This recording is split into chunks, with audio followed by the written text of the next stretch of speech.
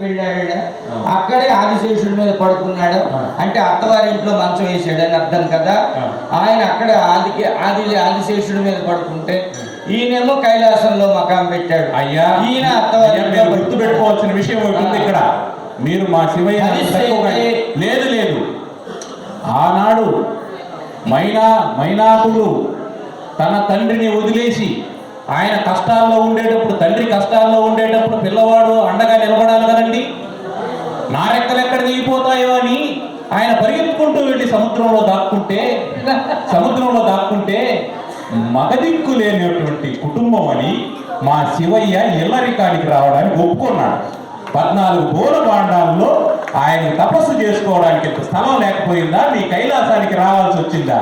అక్కడ వేరే వారసుడు లేదు కాబట్టి ఆ ఉన్నటువంటి మీ అమ్మాయిని కూడా దూరంగా తీసుకెళ్ళిపోతే వాళ్ళు పిల్లలను కని వాళ్ళని చూడలేక ఇబ్బంది పడతారనేటువంటి ఉద్దేశంతో ఆయన